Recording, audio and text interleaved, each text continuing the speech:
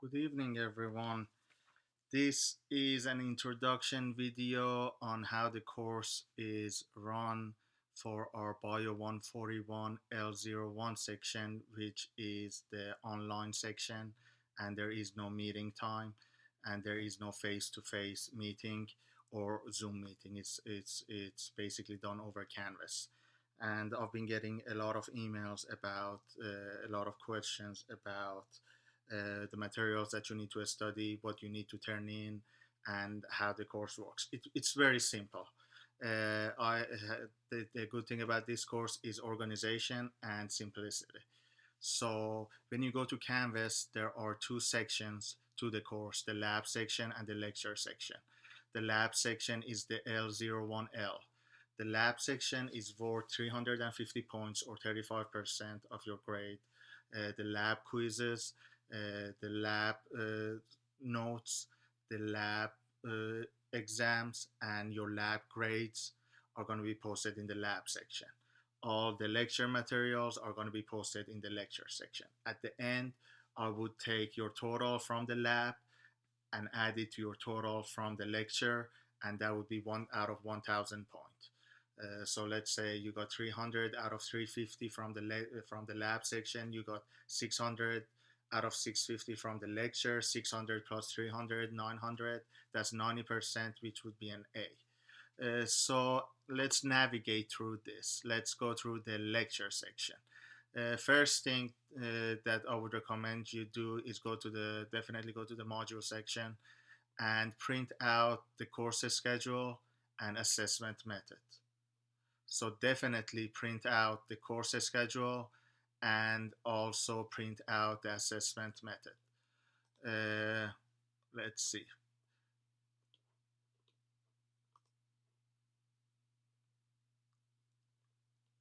So course schedule and assessment method. This is the course schedule, and this is what we will go based on. This is going to be our weekly, and everything is drawn down in here, and we will follow this schedule. So this is the main thing, and also the assessment method, which has the assignments. It's very simple. There are 3 lecture exams. There is one cumulative final exam. There are 5 homework assignments which will be posted as we go through the course. There are 5 group discussion assignments which will be posted and explained as we go through the course. For the lab section, there are 2 non-cumulative lab exams, and there are 8 lab quizzes. Basically, 8 lab quizzes, 1 lab midterm, and 1 lab final exam. You don't have to turn in any assignments. Basically, it's just the lab quizzes and lab exam. The lab assignments that I post are just for your information and to help you do better on the lab quizzes and lab exams. As for the lab quizzes, what you need to study, all the questions from the lab for the lab exams and the lab quizzes come directly from your lab readings. Uh, the first week, lab 0 is not going to be on any of the quizzes or any of the lab exams. That's just an introduction to the lab. Basically, the anatomical positions of the body for you to be familiar with. The main lab that we start with is I'm gonna post it tomorrow, which is Sunday, week 2, and week 2 is our cell structure and function, and for lab it's lab 1 chemistry. So every week on Sunday evenings, I update the Canvas, and I post the reading materials for that week. So in the lab section on Sunday evening, you're gonna see lab reading document for that week. On Sunday evening, for the lecture section, you're gonna see the lecture materials, the lecture study materials for that week. Uh, and as I said, it's gonna be under the lecture section, under the modules, and it's divided into week 1, and then it's gonna go to week 2, week 3. Every week, a week gets added, and under each week there are going to be the reading materials. They're gonna for the lab. When you see the lab questions and lab questions with answers, again, those are just for you. You don't have to turn those in. Those are not graded. They are just to help you better understand the lab reading and basically help you prepare for the lab quizzes. How are the lab quizzes? Lab quizzes are usually 20 questions. They are not timed. So when a lab quiz gets posted, you can open it that day and basically look at all the question and go over the question. You do not have to submit it immediately. You would have until the deadline to submit the lab quiz. So the lab quiz is not it's not timed, and you usually have about 5 days to complete it. Some people just complete it in one setting. As soon as they open it, they answer the question and they submit it. Some people take their time, take 2 days to submit it, which is okay, absolutely fine. They are all multiple choice questions, mostly identification questions, and the questions come directly from lab reading documents.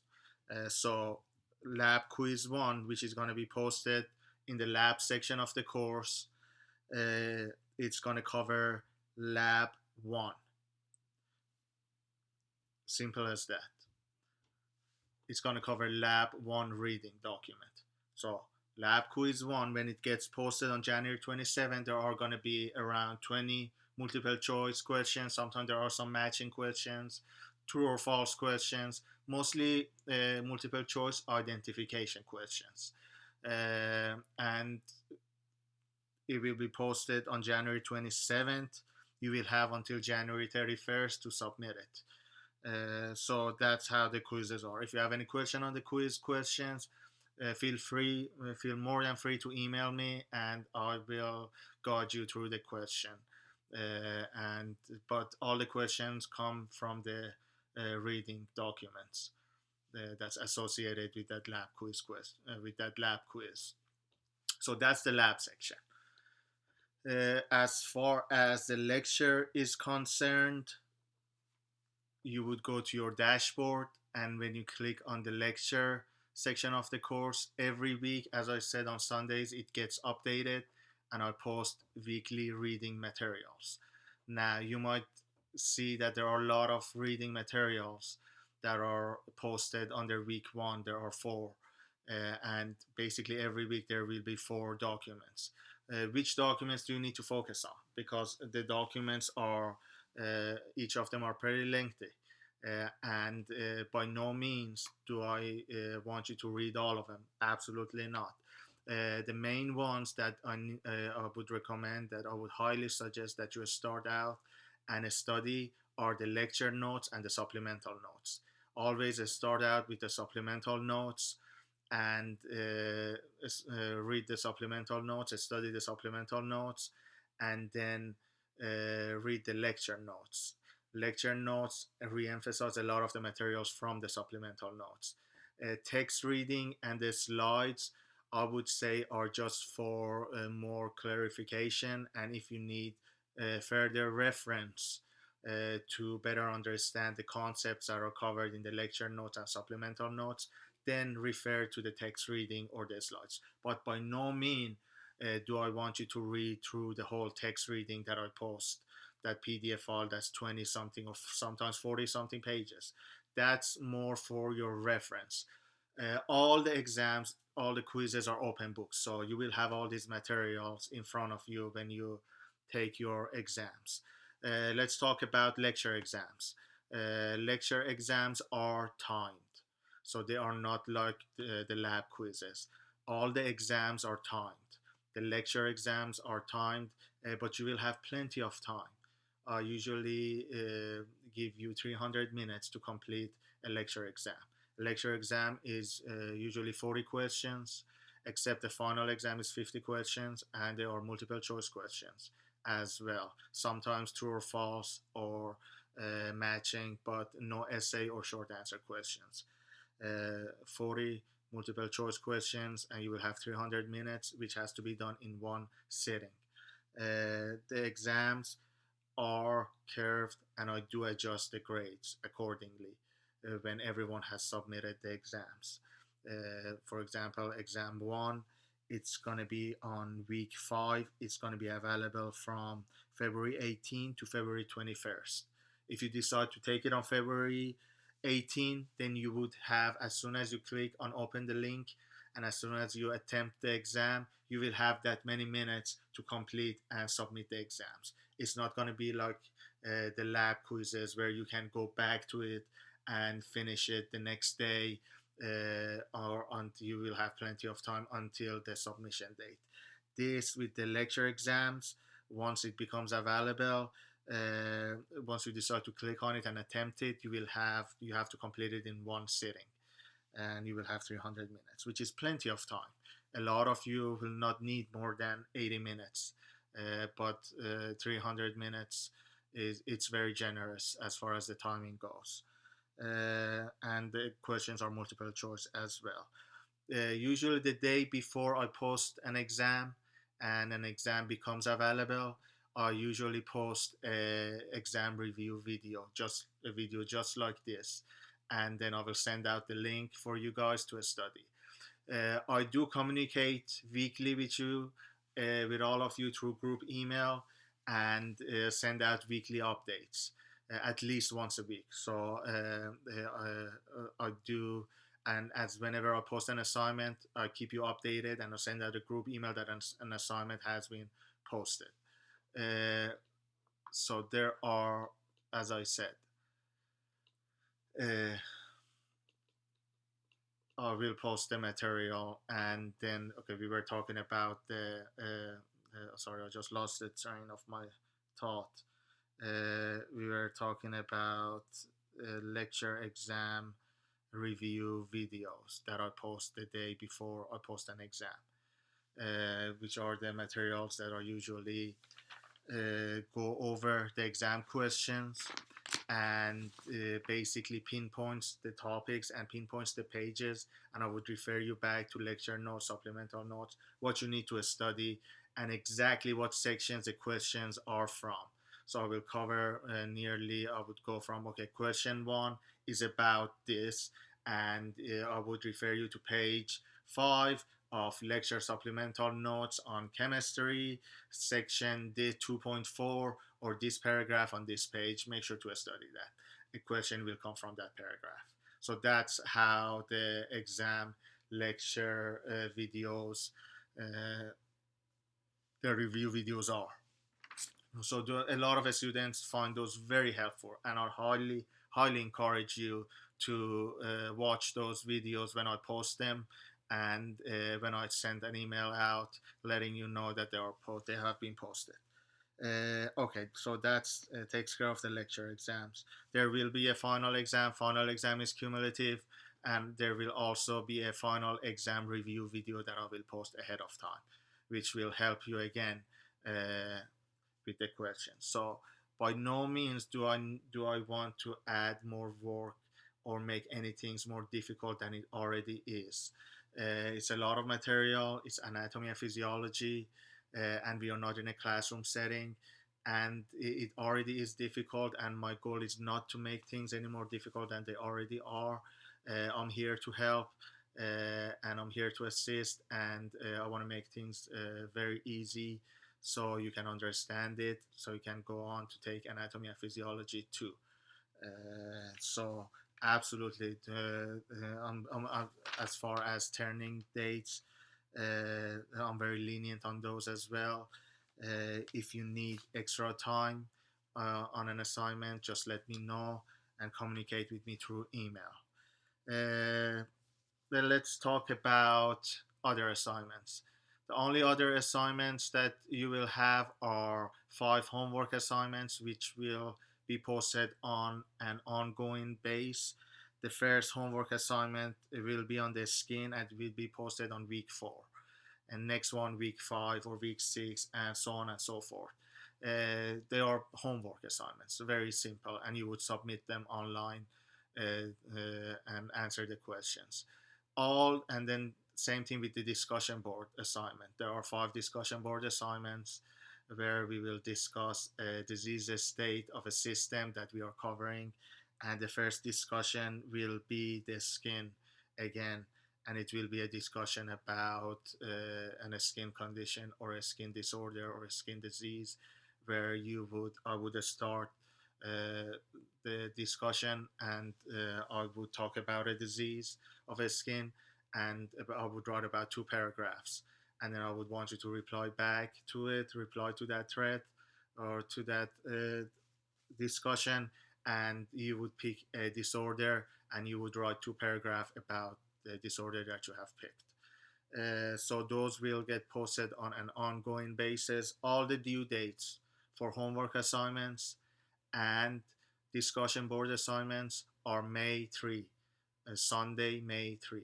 But I highly encourage you to submit them on an ongoing basis. So if I post an assignment, if I post a homework assignment on week 4, try to submit. I highly encourage you to submit it by week 5, or by a couple of days later, or 2 weeks later. Don't let everything add up until the last day. Just because the due date is on May 3 doesn't mean it has to be submitted on May 3. It can be submitted on an ongoing basis. So everything is not going to be all together so that you have 10 assignments to submit in one day. If you go based on an ongoing basis, and when I post them, you will have plenty of time to submit it. By the time that you have submitted, the next assignment will be posted. So that way, it's not just all going to add up if you do it on an ongoing basis. So it's as simple as that. So we talked about the lecture exams. 40 questions, 300 minutes. There will be a lecture exam review video recording that I do, just like this, which I will post on YouTube and then send out the link, which will pinpoint what sections you need to study and go over the questions that are on the exam, and what areas will be covered on the exam for each exam. Uh, Next thing that we talked about was homework assignments, which will be posted on ongoing basis. There are 5 homework assignments. The due date on them is May 3. It's not timed. When you open it, you will have until May 3 to submit it. But I highly recommend you, when a homework assignment gets posted, when you open it, work on it and submit it about a week later, 2 weeks later, or next day, whenever you feel comfortable. Don't let it add up and wait until the last minute. Discussion board, when there are 5, when I post a discussion board assignment, again, I will send out an email, and I will notify you that a discussion board assignment has been posted, and you can go through it and post your reply to it. All you have to do is just read the directions and just post a reply, one reply, with your disease state, and talk about a disease state which from the system that we are doing the discussion on. About 2 paragraphs. Try not to copy one another, and go on basis of first come, first served. As far as picking the disease, I will talk more about this when the time comes and when I post a discussion board assignment. Next thing we talk about, as far as the lecture is concerned, uh, that's mainly it for the lecture.